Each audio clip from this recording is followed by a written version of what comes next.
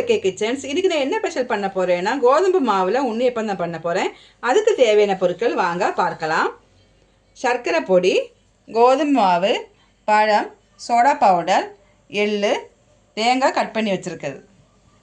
அடுத்தது மிக்ஸி ஜாரில் சர்க்கரை பவுடர், கோதுமை மாவு, ஒரு பழம்,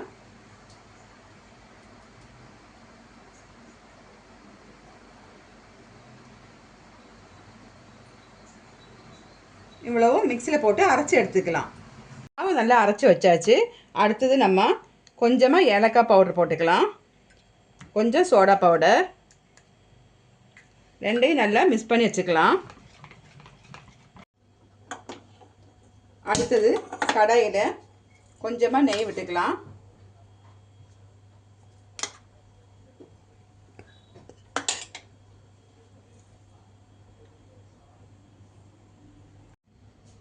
நெய் சூடாகிடுச்சு.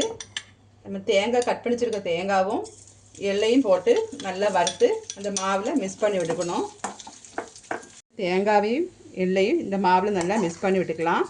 மிக்ஸ் பண்ணி விட்டுட்டு ஒரு 20 நிமிஷம் கழித்து நம்ம உண்ணியப்பம் சுட்டுக்கலாம். அதுவரை கொஞ்சம் ஊற வைக்கணும். நல்லா எல்லாத்தையுமே கிண்டி விட்டுக்கலாம்.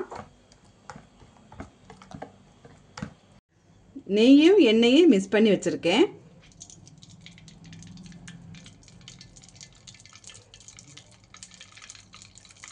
தேங்காய் எண்ணெய் தான் யூஸ் பண்ணணும். நெய்யும் தேங்காய் எண்ணெயும். கேஸை சிம்மில் வச்சுக்கிறேங்க. நெய் சூடாகிடுச்சு. அப்புறம் மாவு ஊற்றிக்கலாம்.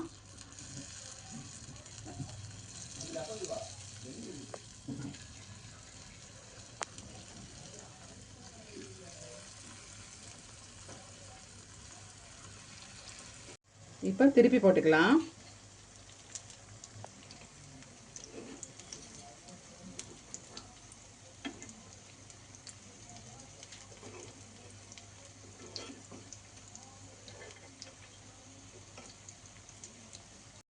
உண்ணியப்பம் நல்லா வெந்துருச்சு.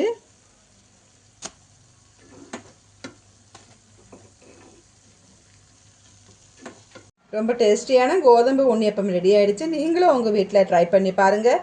இந்த வீடியோ பிடிச்சிருந்தா லைக் பண்ணுங்கள், ஷேர் பண்ணுங்கள், கமெண்ட் பண்ணுங்கள், மறக்காமல் சப்ஸ்கிரைப் பண்ணுங்கள். தேங்க்யூ ஃபார் வாட்சிங்.